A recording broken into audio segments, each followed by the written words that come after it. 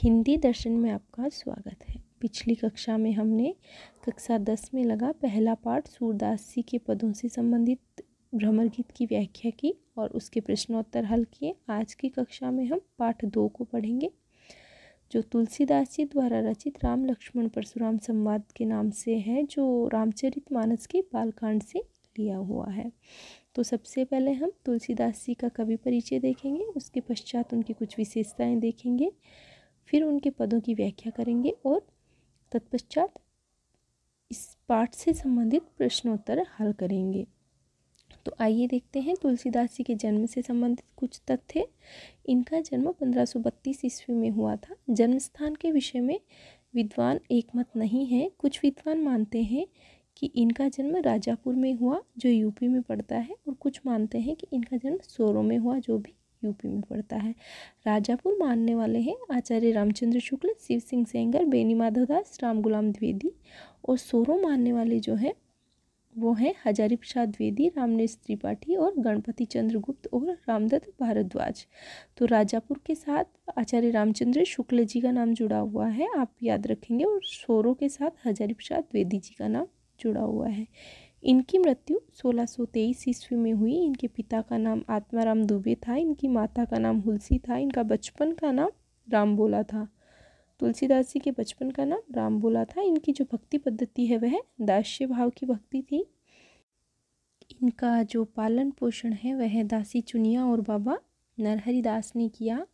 कहते हैं इनके जन्म के 3 दिन बाद ही इनकी माता का निधन हो गया था और फिर इनकी माता ने इनको त्याग दिया था। अतः 5 वर्ष की अवस्था तक इनका जो लालन पालन है वो इनकी माता हुलसी की दासी थी चुनिया, उसने किया था। त्यागने का कारण ये था कि यह अशुभ नक्षत्र में पैदा हुए थे।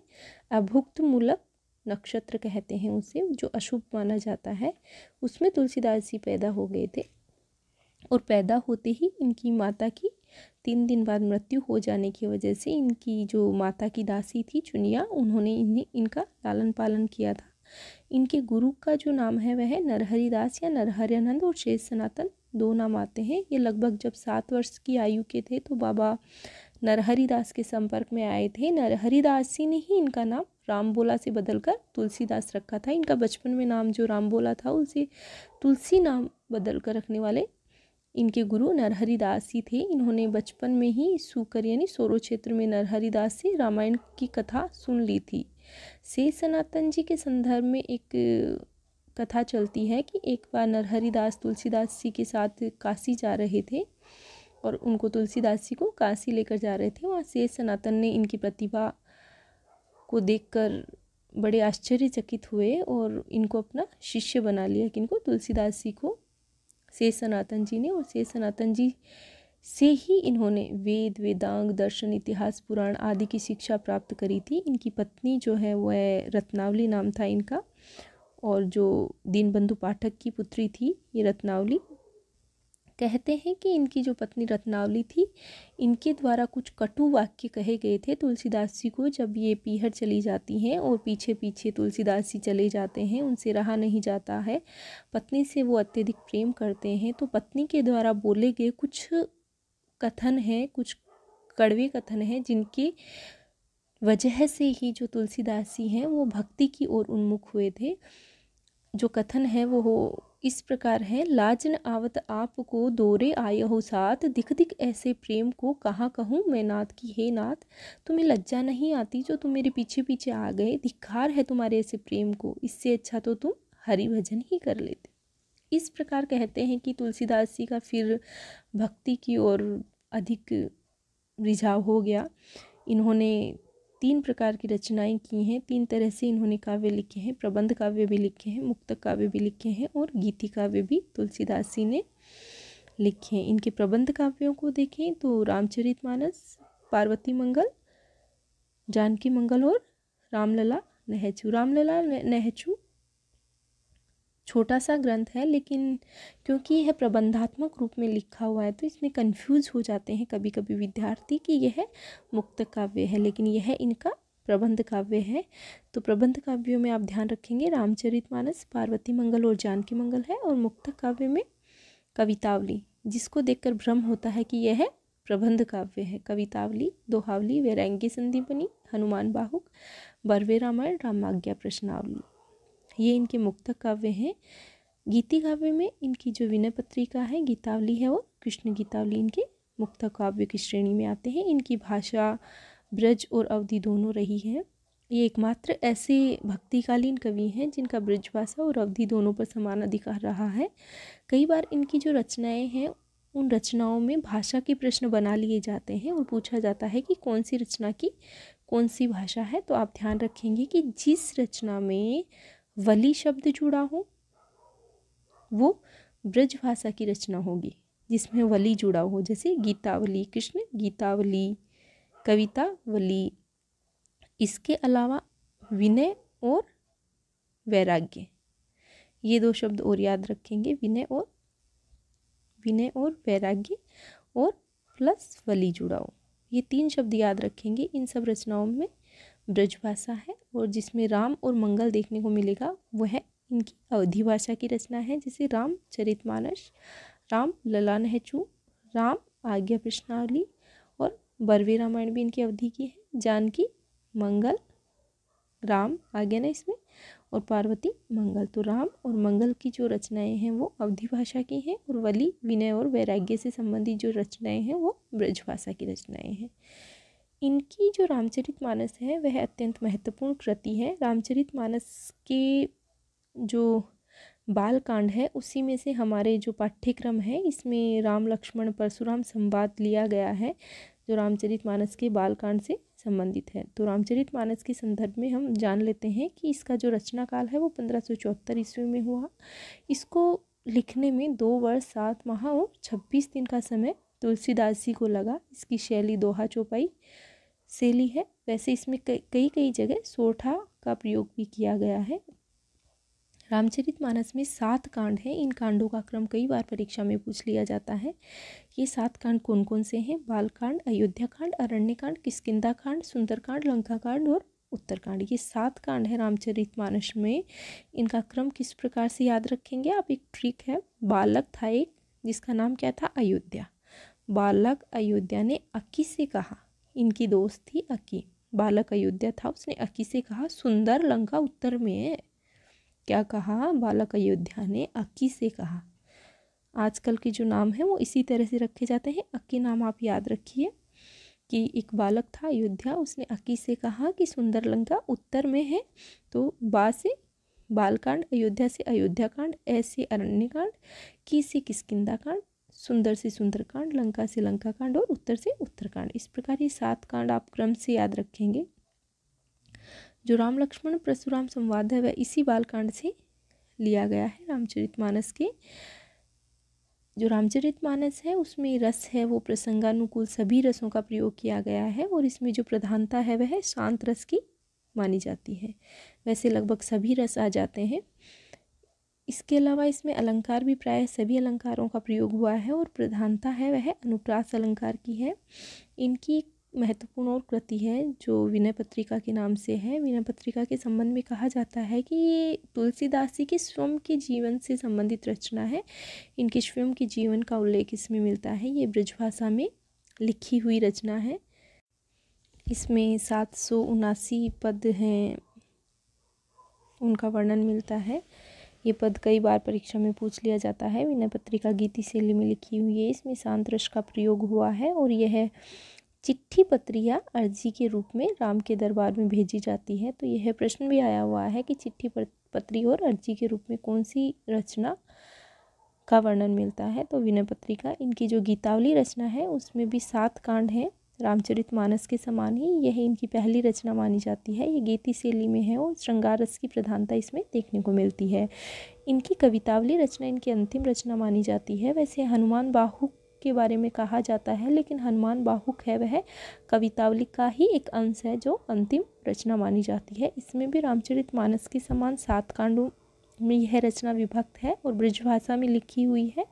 कवित सवैया इसकी प्रमुख शैली है। रामलला नहचू, यहाँ से प्रश्न कई बार पूछा जाता है।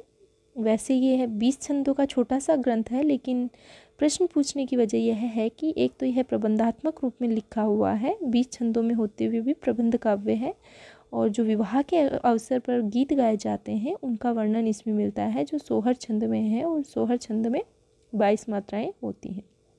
बरवे रामायण, बरवे 19 मात्राओं का छंद होता है। यह भी 7 कांडों में विभक्त रचना है और रहीम के आग्रह पर यह रचना लिखी गई थी। किसके आग्रह पर? रहीम के आग्रह पर। यह प्रश्न भी पूछा जाता है। रामाज्ञा प्रश्नावली ज्योतिष विषय ग्रंथ है। और कृष्ण गीतावली सूरदास की भ्रमरगीत परंपरा का निर्वहन करती है। हनुमान बाहु कवितावली का ही परिनिष्ठित मतलब या अंतिम जो रचना है वह मानी जाती है, लेकिन एक अंश है वह हनुमान बाहु कवितावली का ही अंश माना जाता है।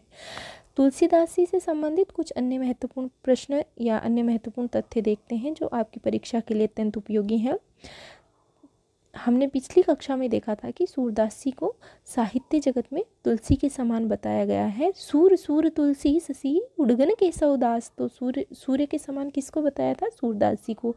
तुलसी को किसके समान बताया है? चंद्रमा के समान। और केशवदासी को तारे के समान। ये उक्ति आप याद रखेंगे, इसे आप कहीं भी व्याख्या में लिख सकते हैं कि सूर सूर तुलसी ससी उड़गन केसा उदास। आचार्य रामचंद्र शुक्ल जी ने हिंदी का जातीय कवि तुलसीदास जी को कहा है। नाभादास जी ने अपनी रचना भक्तमाल में इन्हें कलिकाल का वाल्मीकि कहा है। ग्रियर्सन ने महात्मा बुद्ध के बाद दूसरा बड़ा लोकनायक कहा है तुलसीदास जी को। तो ये जो कथन है किसने क्या कहा है इन्हें याद रखेंगे। शुक्ल जी ने हिंदी का जातीय कवि, नाभादास जी ने कलिकाल का वाल्मीकि, ग्रियर्सन ने महात्मा बुद्ध के बाद दूसरा बड़ा लोकनायक। स्मिथ ने इन्हें मुगल काल का सबसे बड़ा आदमी कहा है। हजारी प्रसाद द्विवेदी ने कहा है कि लोकनायक वही हो सकता है जो समन्वय का अपार धैर्य लेकर आया है। उनका सारा काव्य समन्वय की विराट चेष्टा है। और ये जो उक्ति है यह भी कई बार पूछी जाती है, गोरख जगायो जो भक्ति बगाए लोग, यह किसकी है? तो यह तुलसीदास जी की रचना है। अब हम पाठ्य पुस्तक में दिया हुआ जो तुलसीदास जी का कवि परिचय है वह पढ़ लेते हैं। तुलसीदास जी का जन्म उत्तर प्रदेश के बांदा जिले के राजापुर गांव में 1532 ईस्वी में हुआ। तो पाठ्य पुस्तक के अनुसार राजापुर गांव जो आचार्य रामचंद्र शुक्ल जी ने माना वही सही मानेंगे। कुछ विद्वान उनका जन्म सोरो जिला एटा भी मानते हैं, जिनमें कौन थे? हजारी प्रसाद द्विवेदी जी जो सोरो मानते हैं और शुक्ल जी राजापुर मानते हैं। तुलसी का बचपन बहुत संघर्षपूर्ण था। जीवन के प्रारंभिक वर्षों में ही माता पिता से उनका बिछोह हो गया था। कहा जाता है कि गुरु कृपा से उन्हें राम भक्ति का मार्ग मिला। राम भक्ति का मार्ग किससे मिला? गुरु कृपा से। वे मानव मूल्य के उपासक कवि थे। राम भक्ति परंपरा में तुलसी अतुलनीय है। रामचरितमानस कवि की अनन्य राम भक्ति और उनके सृजनात्मक कौशल का मनोरम उदाहरण है। उनके राम मानवीय मर्यादाओं और आदर्शों के प्रतीक हैं, जिनके माध्यम से तुलसी ने नीति, स्नेह, शील, विनय, त्याग जैसे उदात्त आदर्शों को प्रतिष्ठित किया है। रामचरितमानस उत्तरी भारत की जनता के बीच बहुत लोकप्रिय है। मानस के अलावा कवितावली, गीतावली, दोहावली, कृष्ण गीतावली, विनय पत्रिका आदि उनकी प्रमुख रचनाएं हैं। अवधी और ब्रज भाषा दोनों भाषाओं पर उनका समान अधिकार रहा है, यह आप ध्यान रखेंगे। भक्तिकालीन कौन से कवि हैं जिनका अवधी और ब्रज भाषा पर समान अधिकार रहा है? तो तुलसीदास जी।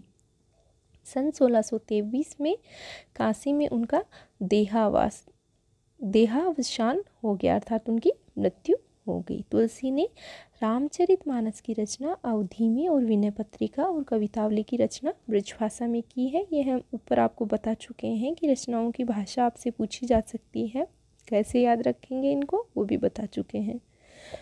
उस समय प्रचलित सभी काव्य रूपों को तुलसी की रचनाओं में देखा जा सकता है। रामचरितमानस का मुख्य छंद चौपाई है तथा बीच बीच में दोहे, सोटे, हरिगीतिका तथा अन्य छंद भी पिरोए गए हैं।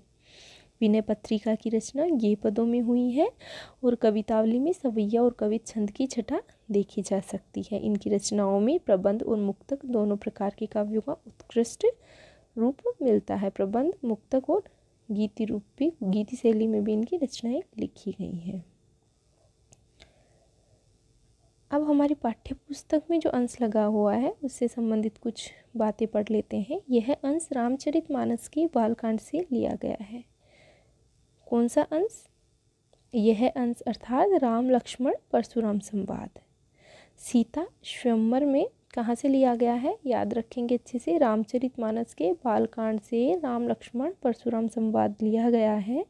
सीता स्वयंवर में राम द्वारा शिव धनुष भंग करने के बाद मुनि परशुराम को जब यह समाचार मिला तो वे क्रोधित होकर वहां आते हैं। शिव धनुष को खंडित देखकर वे आपे से बाहर हो जाते हैं। राम के विनय और विश्वामित्र के समझाने पर तथा राम की शक्ति की परीक्षा लेकर अंततः उनका गुस्सा शांत होता है। इस बीच राम लक्ष्मण और परशुराम के बीच जो संवाद हुआ उस प्रसंग को यहाँ प्रस्तुत किया गया है। परशुराम जी के क्रोध भरे वाक्यों का उत्तर लक्ष्मण व्यंग्य वचनों से देते हैं। इस प्रसंग की विशेषता है कि लक्ष्मण की वीर रस से पगी व्यंग्योक्तियाँ और व्यंजना शैली की सरस अभिव्यक्ति यहाँ हुई है। तो प्रसंग में आप क्या लिखेंगे कि यह पद भक्तिकालीन राम भक्ति काव्य धारा के प्रतिनिधि कवि तुलसीदास जी द्वारा रचित रामचरितमानस के बालकांड से लिया गया है। और इसमें जो आपको पद दिया जाएगा जिसकी व्याख्या करवाया जाएगी उससे संबंधित बातें लिख देंगे कि इसमें ये चीज़ बताई गई है। आगे हम देखते हैं राम लक्ष्मण परशुराम संवाद का पद व्याख्या। राम लक्ष्मण परशुराम संवाद कहाँ से लिया हुआ है, अच्छे से याद कर लेंगे। रामचरितमानस के बालकांड से लिया हुआ है। परशुराम लक्ष्मण संवाद के दोहे और चौपाइयाँ रामचरितमानस के बालकांड से ली गई हैं। बालकांड में भगवान राम के जन्म से लेकर राम सीता विवाह तक के प्रसंग आते हैं। यह प्रसंग राम लक्ष्मण परशुराम जो संवाद है यह कब की बात है, जब राजा जनक ने अपनी पुत्री सीता के विवाह के लिए एक स्वयंवर का आयोजन करवाया था, जिसमें देश विदेश के सभी राजाओं को आमंत्रित किया था। स्वयंवर की शर्त क्या रखी गई थी कि जो भी व्यक्ति आकर के भगवान शिव के धनुष को तोड़ेगा वही माता सीता जी को लेकर जाएगा और वही माता सीता के पति रूप में उन्हें वे वरण करेंगे। तो हुआ क्या कि भगवान राम ने शिव का धनुष तोड़ दिया और माता सीता ने भगवान राम को अपना पति स्वीकार कर लिया और उन्हें वरमाला पहना दी। लेकिन जब भगवान राम ने भगवान शिव का धनुष तोड़ा तो उसके टूटने की आवाज़ तीनों लोकों में सुनाई देती है। जब परशुराम को भगवान शिव के धनुष के टूटने की आवाज़ सुनाई देती है और क्योंकि परशुराम भगवान शिव के अनन्य भक्त होते हैं, वे धनुष टूटने की आवाज़ सुनकर बहुत क्रोधित होते हैं और तुरंत राजा जनक के दरबार में आते हैं। यह जो प्रसंग है वह क्रोधित जो परशुराम होते हैं वह भगवान राम और लक्ष्मण के बीच जो संवाद होता है, परशुराम जी आकर इनको लताड़ते हैं और राम और लक्ष्मण जी हैं वो कैसे इनसे रिएक्ट करते हैं उसका वर्णन यहाँ किया गया है। तो आइए देखते हैं पहला पद। नाथ शंभु धनु भंज निहारा, हो यही केउ इक दास तुम्हारा, आयसु काह कहिए कीन, मोही सुनी रिसाय बोले मुन कोही। ये जो भाषा है यह अवधी भाषा है, तो इससे आपको थोड़ा समझना है। जैसे शब्दों का, छोटे छोटे शब्दों का अर्थ इतना कठिन नहीं है, लेकिन जो कठिन शब्द आएंगे वो मैं आपको साथ साथ बताती जाऊंगी। तो इस पद का अर्थ देखते हैं। नाथ शंभुधनु भंज निहारा, हो यही केउ इक दास तुम्हारा। क्या कह रहे हैं?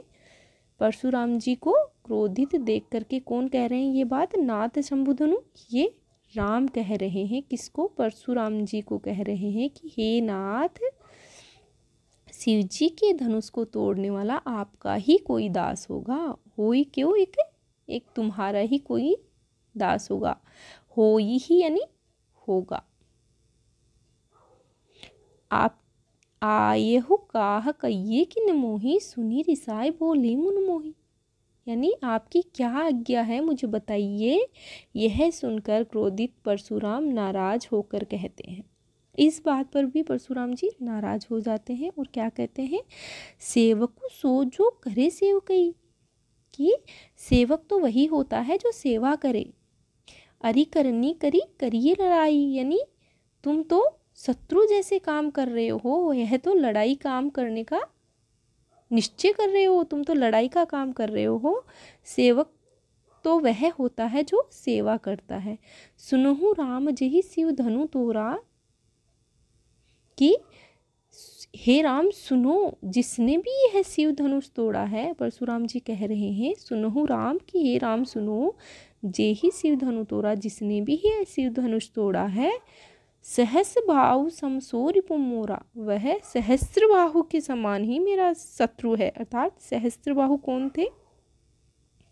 सहस्त्र बाहु की इन्होंने गर्दन काट ली थी, हत्या कर दी थी, क्योंकि इनके पिताजी की जो गायें थी उनका हरण किया था इन्होंने जबरन।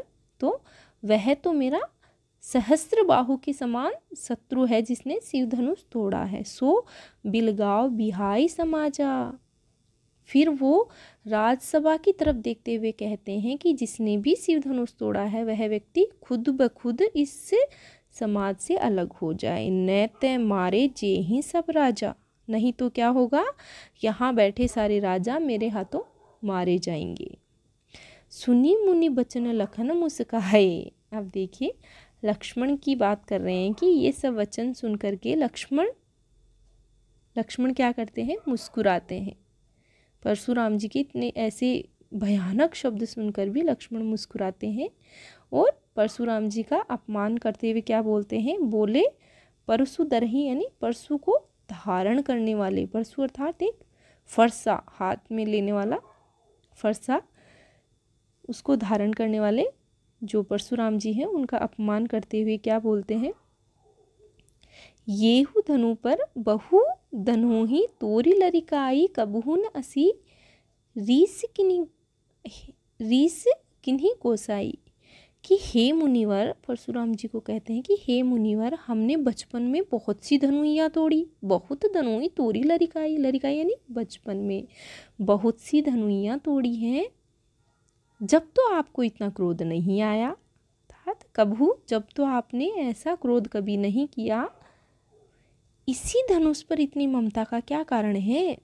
यही धनु पर ममता के ही कीनू, यानी इसी धनुष पर इतनी ममता का क्या कारण है आपका? सुनी रिसाई कहा भृगुकुल केतु, अर्थात यह बात सुनकर भृगुकुल वंश की ध्वजा स्वरूप परशुराम जी क्रोधित हो जाते हैं। ये भृगुकुल केतु किसके लिए आया है? परशुराम जी के लिए आए हैं, क्योंकि ये भृगुकुल वंश से पैदा हुए थे। तो जो भृगुकुल वंश की ध्वजा के समान परशुराम जी हैं वो क्रोधित हो जाते हैं। अब जो ये ऊपर वाले पर चौपाई थे, अब एक चौपाई के बाद में एक दोहा यहाँ प्रयोग में किया गया है, तो ये दोहा है, इसका अर्थ देखते हैं हम। रे नृप बालक काल बस बोलत तो ही न संभाल, परशुराम जी क्या कह रहे हैं कि हे बालक, तुम अपना मुंह संभाल कर क्यों नहीं बोलते हो? लगता है धनु ही सम त्रिपुरारी धनु विदित सकल सहारा, कि लगता है तुम्हारे सिर पर काल नाच रहा है, सारे संसार में प्रसिद्ध शिव का यह प्राचीन धनुष क्या तुझे मामूली धनु ही के समान लग रहा है? परशुराम जी क्रोधित हो जाते हैं लक्ष्मण पर और उन्हें गुस्सा आता है कि वो शिव जी के इतने बड़े धनुष को धनुइया कह रहे हैं और वो किसकी तुलना कर रहे हैं कि बचपन में हमने तो खूब धनुइयाँ तोड़ी हैं, लक्ष्मण जी कहते हैं। अब आगे देखिए, लक्ष्मण फिर हंसते हैं, परशुराम जी की बातें सुनकर लक्ष्मण फिर हंसते हैं और कहते हैं लखन कहाँ हंसी हमरे जाना। लक्ष्मण हंस करके कहते हैं कि हे मुनि श्रेष्ठ, मेरी समझ से तो सभी धनुष एक ही समान है। सुनहु देव सब धनुष समाना, मेरे लिए तो सभी धनुष एक समान है। कहा छति लाभ जून दुनु तोरे, देखा राम नयन के भोरे, इस पुराने धनुष के टूटने से क्या लाभ क्या हानि हो सकती है? श्री राम ने तो इसे नया समझकर उठाया था। लक्ष्मण जी कहते हैं कि राम ने तो सोचा था कि ये नया है, ये तो बड़ा ही जर्जर था जो टूट गया। आगे देखिए क्या कहते हैं, छुवत टूट रघुपतियों न दोसु, मुनि बिनु काज करिए कत रोसु, बोले चिते परसु की ओरा, रे सट सुनेऊ सुभावन मोरा। लेकिन यह धनुष तो श्री राम के छूते ही टूट गया। छुवत टूट रघुपति, यानी राम के छूते ही टूट गया। ये तो नया समझ कर उठाया था। इसमें राम जी की क्या गलती है, राम जी का क्या दोष है? इसलिए हे मुनि परशुराम जी, आप बिना कारण के ही क्रोधित हो रहे हैं। रे सट सुनेऊ सुभावन मोरा, मुनि बिनु काज करिए कत रोसु। यानी हे मुनि, तुम व्यर्थ ही रोष कर रहे हो। इसके बाद बोले चिते परशु की ओर।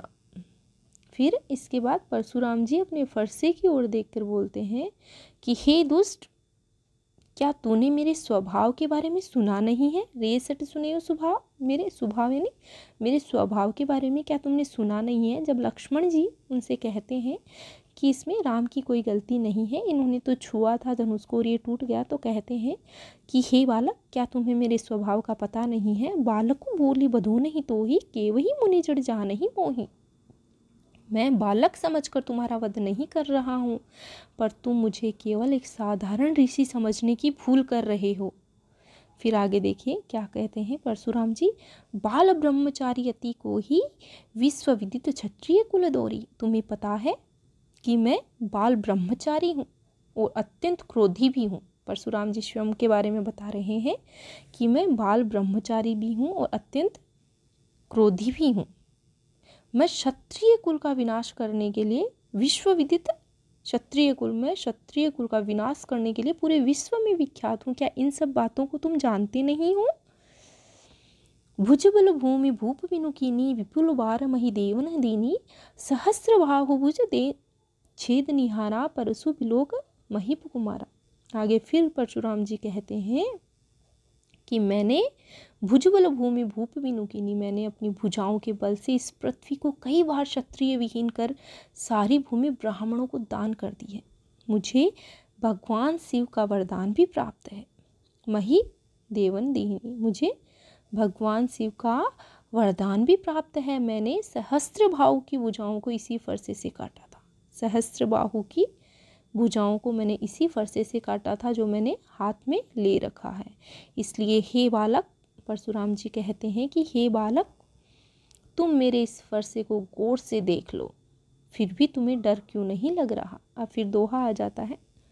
इसके पश्चात फिर क्रोधाग्नि में आगे कह रहे हैं दोहे में कि तुम अपने व्यवहार के कारण मातु पितनी जनी सोच बस कर ही, महिष किशोर गर्भन के अर्भक दलन परसु मोर अति घोरा। क्या कह रहे हैं कि तुम अपने व्यवहार के कारण उस गति को पाओगे जिससे तुम्हारे माता पिता को असहनीय पीड़ा होगी। मेरे फरसे की गर्जना सुनकर गर्भवती स्त्रियों का गर्भपात हो जाता है। कौन कह रहे हैं? परशुराम जी कह रहे हैं कि गर्भवती स्त्रियों का गर्भपात भी हो जाता है मेरे फरसे की आवाज़ सुनकर। तो तुम डर नहीं रहे हो हे बालक। तीसरी चौपाई देखते हैं। बिहसी लखनऊ बोली मृदुबानी। इस पर लक्ष्मण जी हंसकर फिर मधुर वाणी में बोलते हैं, अहो मुनीसु महाभाट मानी कि हे मुनिवर, आप अपने आप को बड़ा योद्धा समझते हैं। महाभट मानी, आप अपने आप को बड़ा योद्धा समझते हैं। पुनि पुनि मोहि दिखाव कुठारू, चहत उड़ावन फूकी बहारू। आप अपने आप को बहुत बड़ा योद्धा समझते हैं, इसलिए मुझे बार बार कुल्हाड़ी यानी फरसा दिखा रहे हैं। ऐसा लगता है मानो आप फूंक मारकर ही पहाड़ को उड़ा देंगे।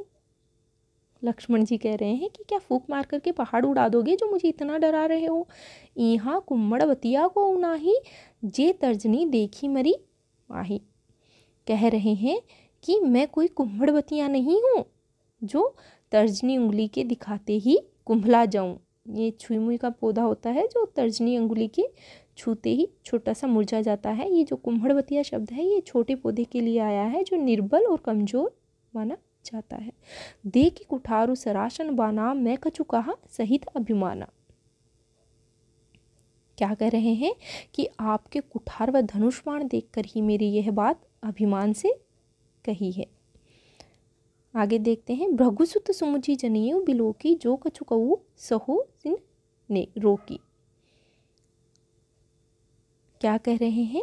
जनेऊ से तो आप एक भृगुवंशी ब्राह्मण जान पड़ते हैं। जनेऊ पहन रखा है परशुराम जी ने, तो लक्ष्मण जी कह रहे हैं कि आप भृगुवंशी जान पड़ते हैं क्योंकि आपने जनेऊ पहन रखा है। भृगुवंश से ये थे परशुराम जी, जो कुछ कहूँ सहो ऋषि रोकी। इसलिए मैंने अब तक अपने क्रोध को काबू में किया हुआ है। इसलिए मैं आपको भृगुवंशी समझकर अपने क्रोध को काबू में किए हुए हूँ।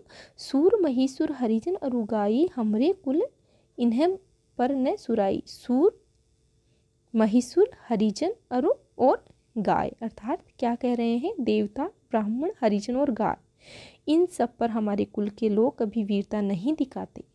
इन पर अगर वीरता दिखाते हैं और इनको मारते हैं तो हमें पाप लगता है। इसलिए क्या कह रहे हैं, बधे पाप अपकीर्ति हारे, मारत हूँ पा पर ये तुम्हारे, कोटि कुलिस सम बचनु तुम्हारा, व्यर्थ धरहु धनु बाण कुठारा। कि इनको मारने से पाप लगता है, किनको, देवता ब्राह्मण हरिजन हो गाय को मारने से, क्योंकि इन सब से युद्ध में हार जाने से अपकीर्ति होती है। इसलिए आप मारे तो भी हमें आपके पैर पकड़ने चाहिए। वैसे आपका एक एक वचन ही करोड़ों वज्रों के समान है। आप धनुष बाण और कुल्हाड़ी को तो व्यर्थ ही धारण करते हैं। कोटि कुलिस सम वचन तुम्हारा, करोड़ों करोड़ों वज्रों के समान क्या बताया है, इनका जो वचन है उसको करोड़ों वज्रों के समान बताया है। आप तो व्यर्थ में ही धनुष और कुल्हाड़ी धारण किए हुए हैं। अब फिर दोहा आ जाता है चौपाई के बाद में, जो बिलो की अनुचित कहेऊं, क्षमहूँ महामुनि धीर, सुनी सरोष भृगुवंश मनि बोले गिरा गंभीर। लक्ष्मण जी कह रहे हैं कि आपके धनुष बाण और कुठार फरसे को देखकर अगर मैंने कुछ अनुचित कह दिया हो तो हे मुनिवर आप मुझे क्षमा कीजिए। यह सुनकर भृगुवंश मणि परशुराम गंभीर वाणी में बोलते हैं। अब यहाँ से चौथी चौपाई शुरू होती है। ऐसा सुनकर परशुराम जी ने विश्वामित्र से कहा। कौशिक का अर्थ यहाँ क्या है, कौशिक किसके लिए आया है, कौशिक विश्वामित्र के लिए आया है। कौशिक सनुहु मंद येहु बालक, के हे कौशिक, हे विश्वामित्र जी, यह बालक कुटिल और कुबुद्धि का है। कुटिल काल बुस निज कुल घातक, यह कुटिल और कुबुद्धि का है और यह काल के वश में होकर अपने ही कुल का घातक बन रहा है। भानु वंश राकेश कलंकु, क्या कह रहे हैं कि यह सूर्य वंश रूपी चंद्रमा में एक कलंक के समान है। किसको बता रहे हैं, लक्ष्मण को बता रहे हैं। निपट निरकुंसु अबूध असुंकु, यह बालक मूर्ख उद्दंड है और इसे भविष्य का भान तक नहीं है। परशुराम जी किससे कह रहे हैं, विश्वामित्र से कह रहे हैं। काल कबलुहु हो यही छन माही, कहूँ पुकारी खोरी मोहि नाही, तुम्हा हट कहूँ चोच हो बारा, कही प्रताप बलु रोष हमारा। आगे कह रहे हैं, यह तो क्षण भर में ही काल के मुंह में समा जाएगा। काल कलवहु, कौन, लक्ष्मण के बारे में कह रहे हैं कि यह तो क्षण भर में ही काल के मुंह में समा जाएगा। मैं अभी बता ही दे रहा हूँ, फिर मुझे दोष मत देना। यदि तुम इस बालक को बचाना चाहते हो, तुम किसके लिए आ रहे हैं यहाँ, विश्वामित्र को कह रहे हैं कि तुम चहूँ बारा अगर इसे बचाना ही चाहते हो तो इसे मेरे प्रताप, कही प्रताप बलु रोष हमारा, मेरे प्रताप क्रोध और बल के बारे में इसे बता दे। लखन कहियो मुनि सुजुसु तुम्हारा। इस पर लक्ष्मण ने कहा कि हे मुनि, आपके सुयस के बारे में आपके रहते हुए दूसरा कौन वर्णन कर सकता है। किसको कह रहे हैं, अब लक्ष्मण जी कह रहे हैं परशुराम जी को कि आप तो अपने मुंह बढ़ाई खुद ही करते हैं, खुद की तारीफ खुद ही कर रहे हैं। तुम ही अछत को बरने पारा, आपने अपने मुंह से ही अपने कामों के बारे में अनेक बार अपना वर्णन किया है। अपने मुँह आपनी करनी, बार अनेक भांति बहुबरनी। फिर आगे कह रहे हैं, नहीं संतोषो त पुनि कछु अहो। इतना कहने के बाद भी अगर आपको संतोष नहीं हुआ हो तो आप फिर से कुछ कह दीजिए। वीर व्रति तुम्हें धीर अछोबा, गारि देत ने पावहूँ शोभा। अर्थात आप अपना क्रोध दबाकर असहाय दुख मत सहन कीजिए। आप वीरता का व्रत धारण करने वाले धैर्यवान पुरुष हैं। किसको कह रहे हैं, परशुराम जी पर व्यंग्य कर रहे हैं लक्ष्मण जी कि आप तो वीरता का व्रत धारण करने वाले धैर्यवान हैं। आपके मुंह से गाली अच्छी नहीं लगती, आप तो शोभायमान व्यक्ति हैं। फिर आगे ये चौपाई के बाद में फिर दोहा आ जाता है। सूर समर करनी करही कहीं न जना वही आप, विद्यमान रनपान रिपु कायर कथी प्रताप। जो सूरवीर होते हैं, लक्ष्मण जी सूरवीरों की विशेषताओं का वर्णन यहाँ कर रहे हैं। क्या कह रहे हैं कि जो समर करनी कही कि जो सूरवीर होते हैं वो व्यर्थ में अपनी बड़ाई नहीं करते। परशुराम जी पर व्यंग्य कर रहे हैं और सूरवीर की विशेषता बता रहे हैं, बल्कि युद्ध भूमि में अपनी वीरता को सिद्ध करते हैं। युद्ध में अपने शत्रु को सामने देखकर अपनी झूठी प्रशंसा नहीं करते। विद्यमान रन, युद्ध में पाई रिपु, शत्रु को कायर कथही प्रतापु, कायरों के सामने अपनी झूठी प्रशंसा का वर्णन नहीं करते। कौन? सूरवीर। अगली 5वीं चौपाई देखते हैं। तुम्हें तो कालू हाक जनु लावा, तुम्हें तो कालू हाक जन लावा। ऐसा लग रहा है मानो आप तो काल यानी यमराज को आवाज लगाकर बार बार मेरे लिए बुला रहे हैं। कौन कह रहे हैं? लक्ष्मण जी। लक्ष्मण के कटु वचन सुनकर परशुराम ने क्रोधित होकर अपना फरसा हाथ में ले ही लिया। कि वो जब कहते हैं ना काल के विषय में लक्ष्मण जी कि आप तो मेरे लिए जैसे काल को आवाज़ दे दे करके बुला रहे हैं। तो सुनत लखन के वचन कठोरा, परसु सुधारी धरेऊ घरगोरा। अर्थात परसु हाथ में फरसा ले लेते हैं। अब जनी दे 200 मोहि लोगु, कटुबादी बालक बद जोगु। कि अब क्या कह रहे हैं परशुराम जी? परसा उठा करके अपने हाथ में कि अब मुझे कोई दोष नहीं देगा। यह कड़वा वचन बोलने वाला ये बालक अब वध योग्य है, वध करने योग्य है, मारने योग्य है। बाल बिलो की बहू में बाचा, अब ये हूँ मरनिहार ने साचा। मैं अब तक इसे बालक समझकर बचा रहा था, लेकिन लगता है कि अब इसकी मृत्यु निकट आ गई है। फिर आगे कौशिक कहा, कौशिक फिर विश्वामित्र के लिए आया है। कौशिक क्या कह रहे हैं? परशुराम जी को कह रहे हैं, विश्वामित्र जी कौशिक कहा क्षमिए अपराध। विश्वामित्र जी कह रहे हैं कि हे परशुराम जी, आपको क्रोधित होते हुए अच्छा नहीं लगता। विश्वामित्र जी कह रहे हैं कि हे मुनिवर, साधु लोग तो बालकों के गुण और दोषों की गिनती नहीं करते हैं। बाल दोष गुण गुणहीन साधु, खर कुटार में अकरुण को ही आगे अपराधी गुरु दोही। क्या कह रहे हैं? इसलिए आप इसके अपराध को क्षमा कर दीजिए। बालक के गुण दोषों को मत देखिए, इसको आप क्षमा कर दीजिए। परशुराम ने क्रोधित होते हुए कहा कि मैं दया रहित और क्रोधी हूँ और यह गुरुद्रोही और अपराधी है मेरे सामने। गुरुद्रोही किसको कहा है? लक्ष्मण को कहा है। अपराधी कहा है, गुरुद्रोही कहा है, और स्वयं को क्या कहा है? क्रोधित और दया रहित। आगे देखते हैं। उत्तर देत छोड़े बिनु मारे, केवल कौशिक सील तुम्हारे। न ये ही काट कुठार कटोरे, गुरही उरिन होते हूँ श्रम थोड़े।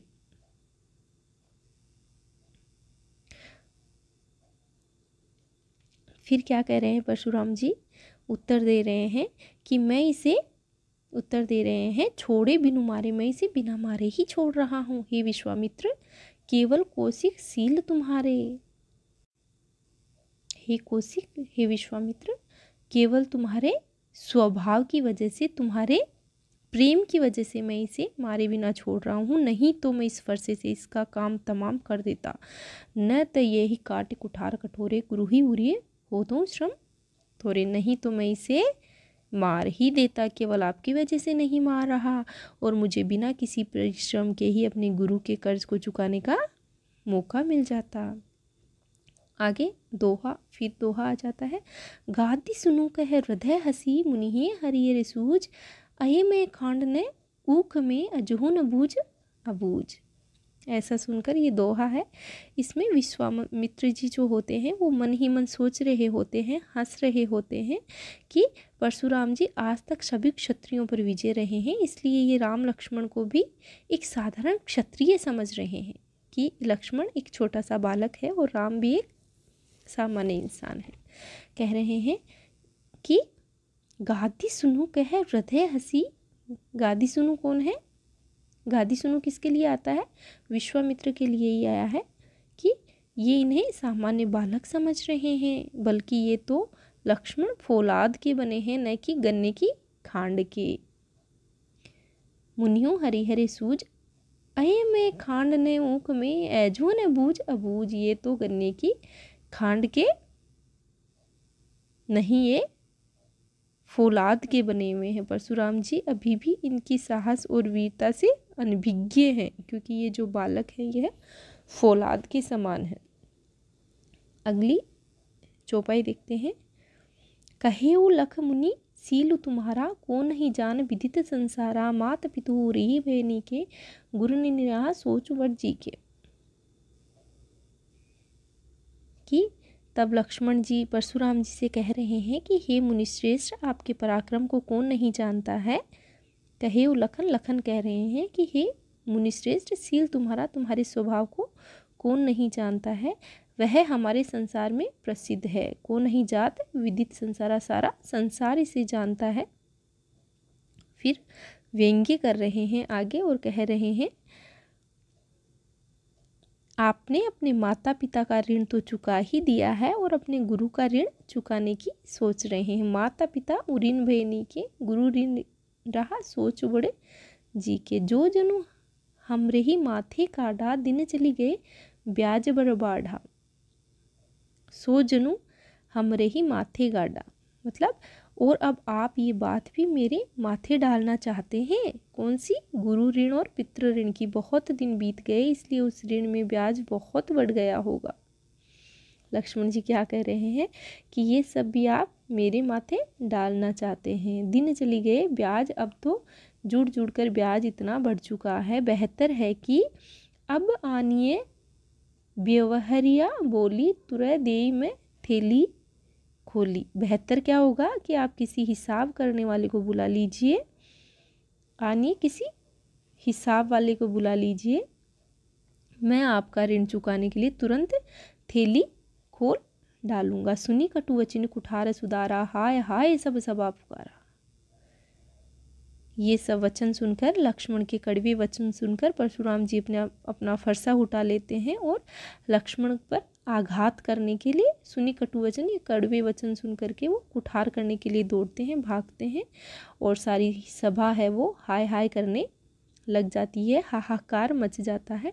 इस पर लक्ष्मण जी बोलते हैं, भृगुवर परसु देखा बहु मोई, विप्र विचारे बचो नृपदोही। कि हे मुनिश्रेष्ठ, आप मुझे बार बार फरसा दिखा रहे हैं। हे क्षत्रिय राजाओं के शत्रु, मैं आपको ब्राह्मण समझकर बार बार बचा रहा हूँ। अब वो कह रहे हैं कि मैं आप पर दया कर रहा हूँ। मिले न कबहू सुबट न गाड़े, द्विज देवता गरही के बाड़े। अनुचित कही सब लोग पुकारे, रघुपति सेनै लखुन निवारे। जब सभा में हाहाकार होने लग जाता है तो कहते हैं कि हे मुनिश्रेष्ठ, मिले न कबहू सुबट न गाड़े। हे मुनिश्रेष्ठ, लगता है आपको पहले कभी सचमुच के बलवान वीर नहीं मिले। हे ब्राह्मण देवता, बार बार वो उनको दया का पात्र समझ रहे हैं। द्विज देवता घर ही के बाड़े, हे ब्राह्मण देवता आप घर के ही बड़े हैं। यह सुनकर सभा में उपस्थित सभी लोग अनुचित है कहकर पुकारने लगते हैं। अनुचित कही सब लोग पुकारे, अनुचित है। रघुपति से नहीं लखुन निवारे। क्या कह रहे हैं कि तभी भगवान श्री राम ने इशारा कर लक्ष्मण को रोक दिया। बात ज़्यादा बढ़ जाती है और वो ये कहने लग जाते हैं लक्ष्मण जी कि आपने शायद वीर पुरुष देखे ही नहीं है। फिर अंत में चौपाई के बाद दोहा आता है, लखन उतर आहुति सरिस, भृगुबर कोप कृशानु, बढ़त दे की जल सम बचन बोली, रघुकुल भानु। ये रघुकुल भानु किसके लिए आ रहा है? राम जी के लिए आ रहा है। लक्ष्मण के उत्तरों ने परशुराम जी की क्रोध रूपी अग्नि में आहुति का काम किया। अब क्या कह रहे हैं? लखन उत्तर आहुति।